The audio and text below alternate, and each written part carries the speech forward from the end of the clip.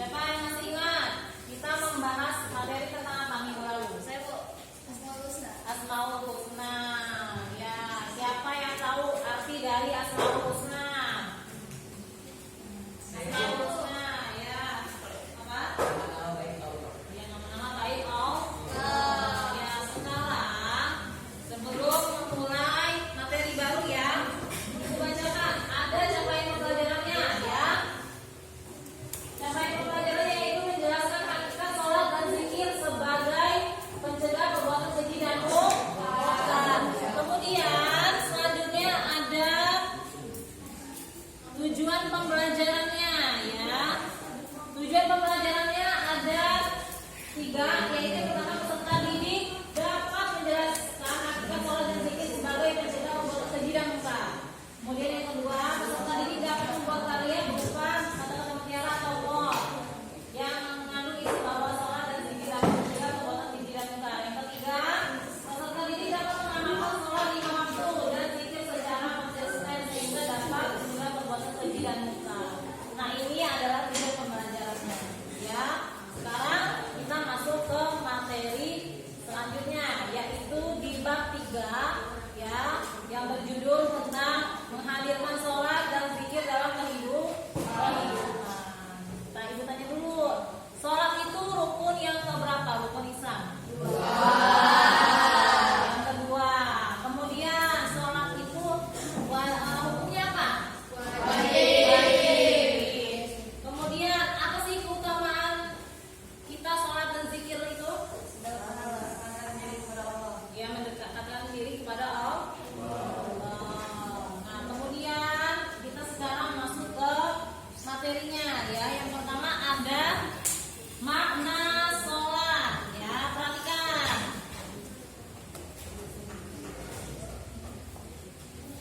Makna sholat. Nih, bisa kalian baca ya. Lihat. Secara bahasa sholat diartikan sebagai doa. Menurut Islam, sholat adalah ibadah yang terdiri dari beberapa perkataan dan perbuatan yang dilakukan dengan syarat tertentu.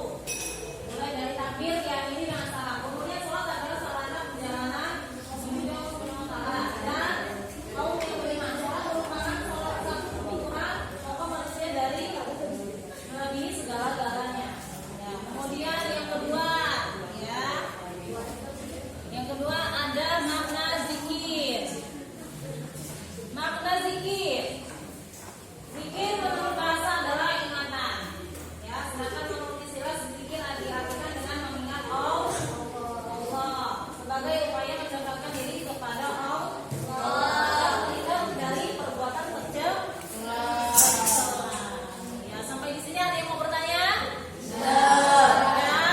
Oke, kita lanjut ya. Materi selanjutnya yaitu ada hikmah melaksanakan sholat dan zikir. Ada 11. Yo, siapa yang bisa membacakan hikmahnya? Siapa yang mau membacakan? Ada yang membacakan? Yo, bisa baca, bisa, coba.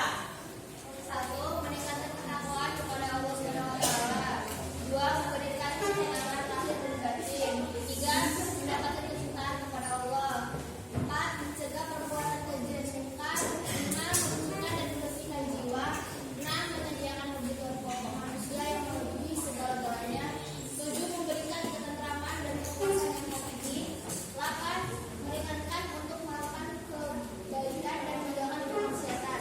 9. Menghibur dan dalam kesulitan dan mengurangi penderitaan. 10. Membebaskan diri dari penghambatan kepada makhluk dan ketergantungan pada mereka. 11. Meraih ridha Allah sebagai hikmah utama dari ibadah sholat. Ya. Sampai di sini ada yang bertanya? Sekarang kita latihan. Ya, kita latihannya akan dibentuk 3 kelompok. Ya, kelompok 1, 2, dan 3. Ada 3 kelompok yang berbasis auditori, visual, dan kinestetik. Ya. Nah, sekarang ibu bagi ya kelompok auditori, kelompok visual, kelompok kinestetik.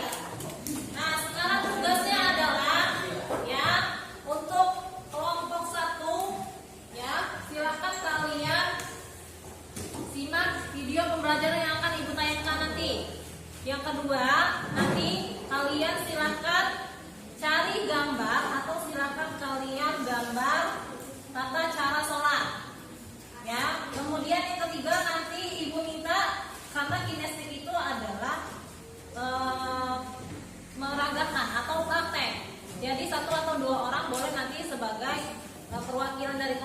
boleh meragakan tata cara sholat. Paham? Ya, ibu kasih waktu 10 menit dari sekarang. Ya, untuk kelompok 1 silakan kalian. Nah, silakan kelompok 1 kalian simak video berikut ini. Ya, silakan disimak. Kelompok 1.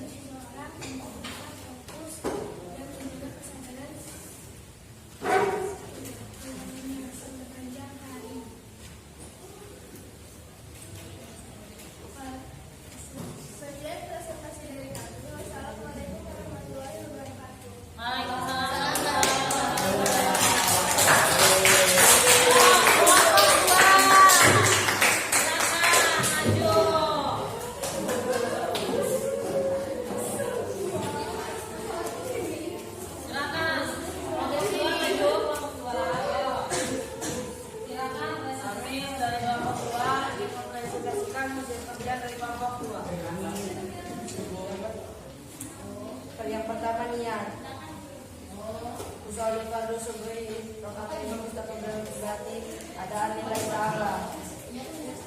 Allah Akbar kabiro